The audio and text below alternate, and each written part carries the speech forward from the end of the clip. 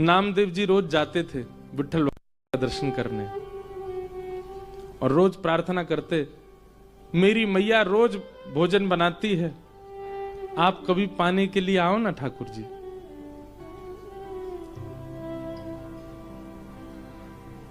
रोज नामदेव जी की एक ही प्रार्थना सुन के ठाकुर जी बोले, हे नामा, अब तू कहता है रोज मेरे घर प्रसाद पाने आओ, यहां दर्शन कौन देगा? फिर एक काम हो सकता है। बोले क्या? तू मेरी जगह खड़ा हो जा तो मैं जाऊं प्रसाद पाने। नामदेव जी बोले, ये कैसे संभव है? बोले तू आना, मैं श्रृंगार करूंगा तेरा, बिल्कुल पंडरीनाथ बना दूंगा और फिर मैं जाऊंगा तेरे घर प्रसाद पाने। नामदेव जी बोले, कोई बात नहीं, मैं वंचित रहूंगा, मेरी मां तो प्रसन्न हो जाएगी। नामदेव जी पंडरीनाथ भगवान की जगह खड़े हो गए। अब भगवान सामने खड़े होकर बता रहे, ऐसे खड़े हो। नामदेव जी ऐसे खड़े हो गए। नेत्र बंद कर लो। बोले कर लिए। ठाकुर जी ने स्पर्श करके बिल्कुल श्याम वर्ण के जैसे ठाकुर जी वैसे बना दिया। अब ठाकुर जी बोले, अब तुम पंडरीनाथ हो गए हो? बोले जी। अब याद रखना 3:30 बजे सुबह काकड़ा आरती होगी, मंगला आरती। और काकड़ा आरती में ये पुजारी लोग बिल्कुल विचार नहीं करेंगे, ठंडे जल से नवाएंगे, ठिठरना नहीं। उसके बाद तुमको दूध से नवाएंगे, ठिठरना नहीं। नामदेव जी बोले, मुझे नहीं बनना पंडरीनाथ। बोले नहीं, अब तो तू खड़ा ही रहे यहीं पे, अब तेरे को भी तो पता चले मुझे क्या अनुभव होता है।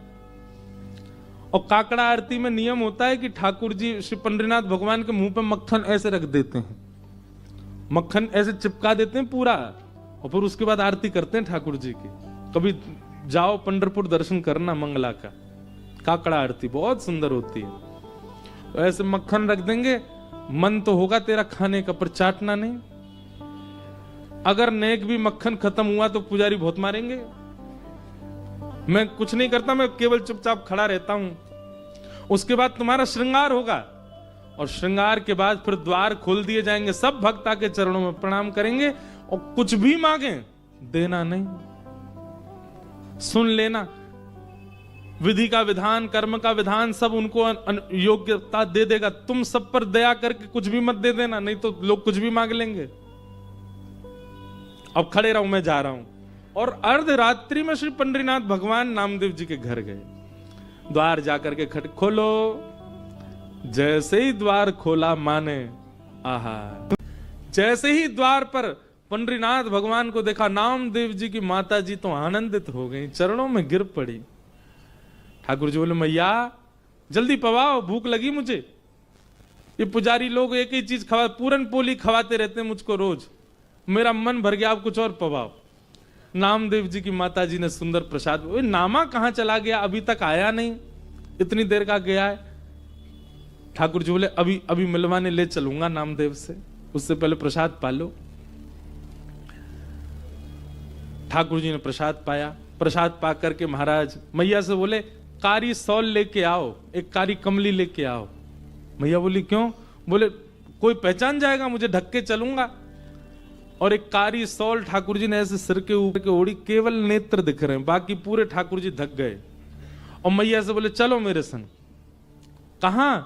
मंगला आरती हो रही है पंडरीनाथ भगवान की, और ठाकुर जी लाइन में खड़े हैं, जहां कतार में वैष्णव खड़े होते हैं, वहां नामदेव जी की मैया के साथ खड़े। नामदेव जी की मैया बोली, आप तो यहां खड़े हो, आरती किसकी हो रही है? बोले, नामदेव खड़ा है मेरी ओर मेरी जगह नामदेव खड़ा, आज उसकी आरती होगी और मैं उसका दर्शन करूंगा। जैसे ही भीतर पहुंचे, श्री नामदेव जी की आरती चल रही है, पंडरीनाथ बन के खड़े हैं और दूर दर्शनार्थियों में खड़े श्री पंडरीनाथ जी बलैया ले रहे हैं। आहा, मेरा नामा कितना प्यारा लग रहा है, कितना सुंदर लग रहा है मेरा नाम। जैसे ही ठाकुर जी पहुंचे गर्भगृह में, तो नामदेव जी ने नेत्र खोल के ठाकुर जी को देखा। अब नामदेव जी घबराए, बोले, ये कहीं मुझे प्रणाम ना कर लें। ठाकुर जी बोले, आज तो नामा रोक नहीं पाएगा। और तुरंत ठाकुर जी ऐसे सिर झुका के वंदन, नामदेव जी के नेत्र सजल हो गए। ठाकुर जी बोले, रोइयो मत, पुजारी देख लेंगे, ठाकुर के आंसू आ रहे हैं। आहा,